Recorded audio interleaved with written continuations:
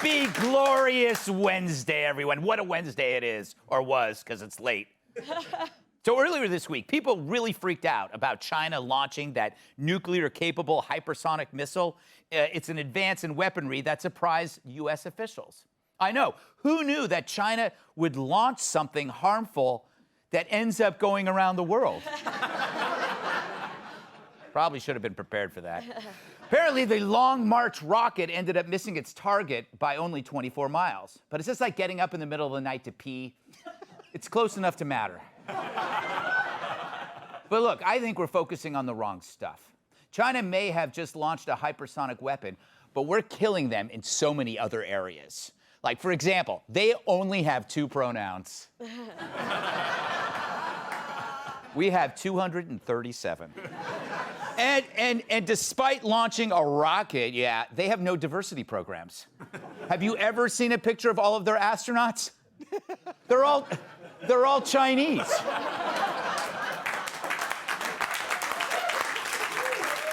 How dare you clap for that racism?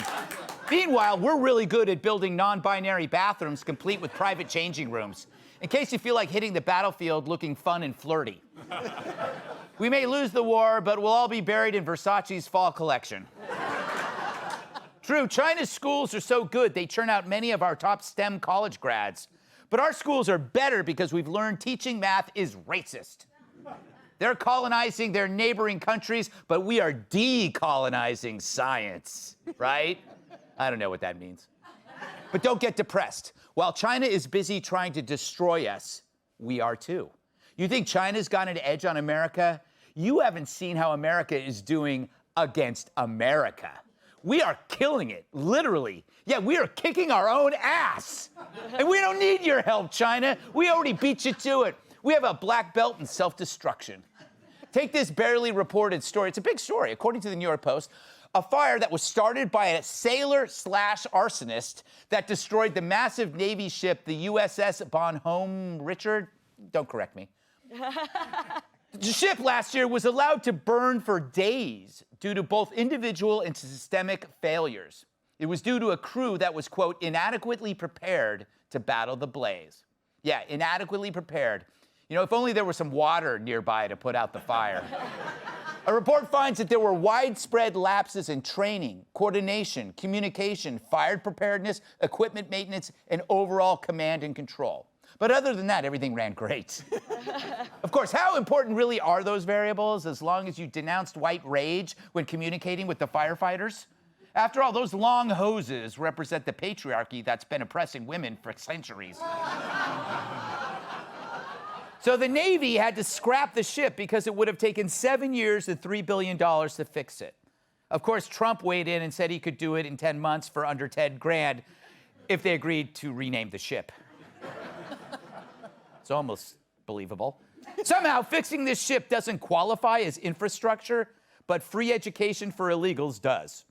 So we can't put out a fire, but we did read up on anti-racism and white supremacy. We can't fight fires, but we can fire military academy members simply because they were appointed by Trump. Today, it seems that wokeism is the only thing that's flame retardant. Well, that and Biden's Spider-Man pajamas. But it shows how we are beating China at beating ourselves. I wonder what the angry white male has to say.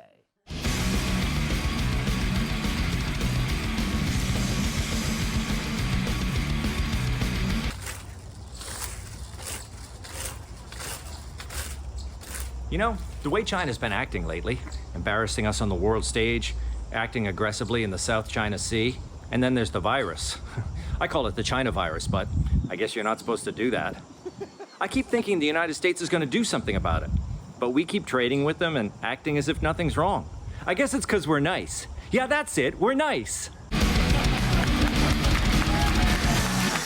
Fact is, that hypersonic weapon only exposed the folly of our priorities. We are no longer competing with China as a superpower. We are dismantling the superpower that we once were. For every new standard their weapons set, we lower a standard in our schools. We are our very own enemy now, and we don't even have to lift a weapon. We are the weapon. Because when our military and intelligence sees the typical American as a threat, China already won. Of course, we never made it hard for them. That country has the advantage of not having an academic, media, and entertainment establishment that works overtime to subvert their security. But I guess that's part of America being a free country. But why be so maliciously stupid about it? Just because we can destroy ourselves, why should we destroy ourselves? That's something my primary care physician asks me every time he sees me shirtless. China also does not produce social justice warriors, whereas we've become the world's assembly line of these fascist cretins. A nuclear weapon can destroy a city, but just one woke warrior can destroy everything without blowback radiation. No wonder China embraces woke American companies. China gets paid by America while propping up a pernicious ideology that permanently craps all over America. It's like paying a hitman to shoot yourself. Our companies embrace Black Lives Matter here while embracing slave labor there. And like the women's soccer team in Tokyo, America loses. Like to rub it in. Because we ignore the bigger, uglier problem while obsessing over problems that don't exist. Hey, Bob, what's up? I think there's something wrong with this foot. I don't know. What about that foot?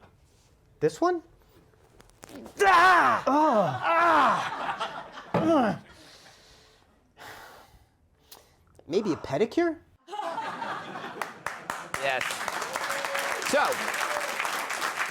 as China reaches for the stars, and I don't mean LeBron James or John Cena, we reach for the anti-racist policy manual. It's sad. China gave us both COVID and Stockholm Syndrome.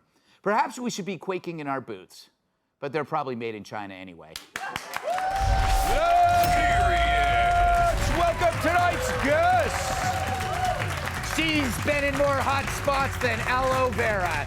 Journalist and host of The Lara Logan Has No Agenda on Fox Station, Lara Logan. He's exposed more Democrats than Jeffrey Epstein's flight log. Fox News contributor and Washington Times opinion editor, Charlie Hurts So Good. When he's headlining the venue, maximum occupancy is not an issue. Comedian Joe Mackey. And the only time she remains silent is after hearing her Miranda rights. Fox News contributor, Kat Tim. Lara, welcome to the show. Thank you. So happy to finally, we just met. Yeah, what took you so long? I don't know. I was scared of you. Intimidated might be the best word. Do you think that China is thrilled that America has gone so woke? Yes, I mean, without a doubt. If you go back to 1999, 2 Chinese colonels wrote a book on asymmetric warfare, and that's what you're seeing being implemented, their strategy. They've updated it since. It covers everything from taking, all of our manufacturing capability from us, which was exposed, when the pandemic hit. We realized, without China, we got no antibiotics. Right. We got no medical equipment. So what did they do to change that? Nothing.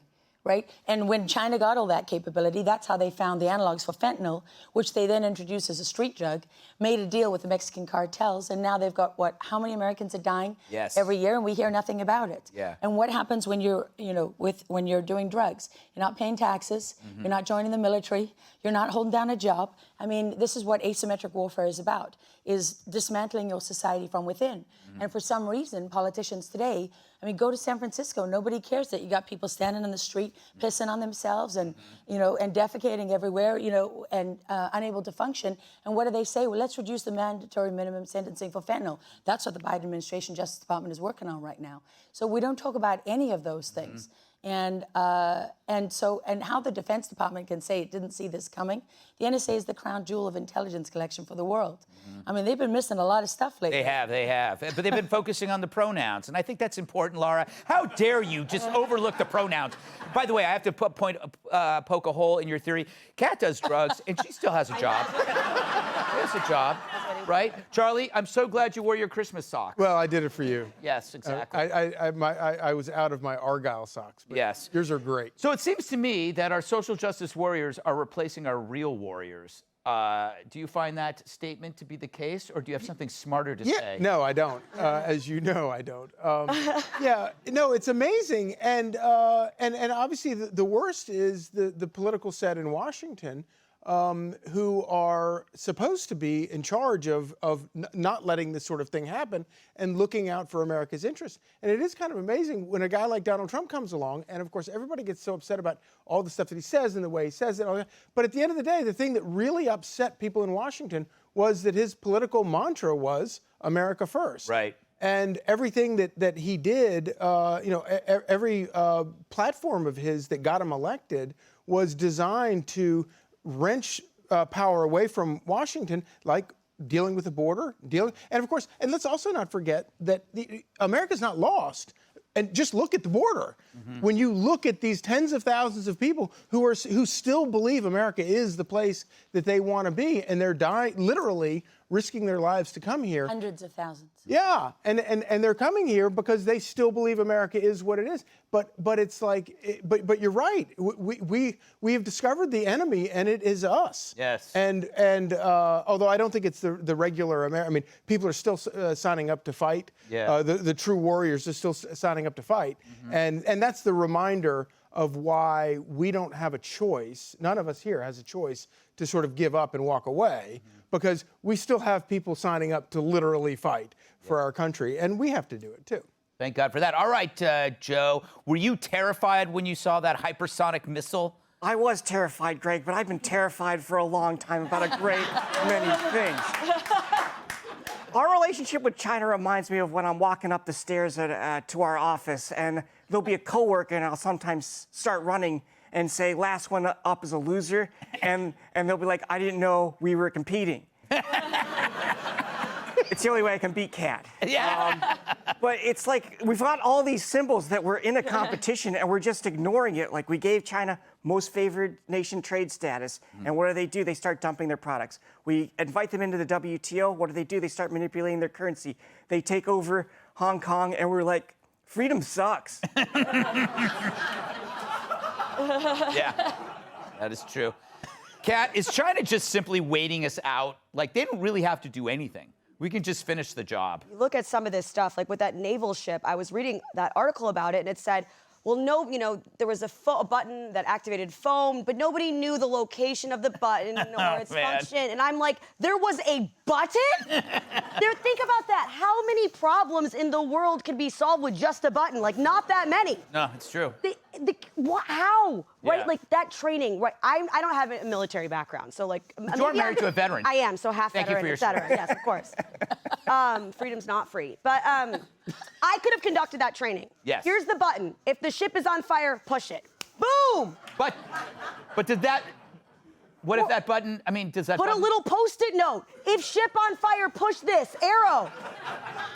How do you mess that up? It seems harder to mess that up than to not mess that up. But what if pushing a button seems somewhat oppressive? I mean, just the act of pushing, it's an act of violence. It's racist. It might be even racist. Yeah, You're it's right. definitely A lot of people were pushed around. You're right. It is much better to allow the ship to go up in flames. Exactly. True. I'm glad you agree with me. All right. Hey, Sean Hannity here. Hey, click here to subscribe to Fox News YouTube page and catch our hottest interviews and most compelling analysis. You will not get it anywhere else.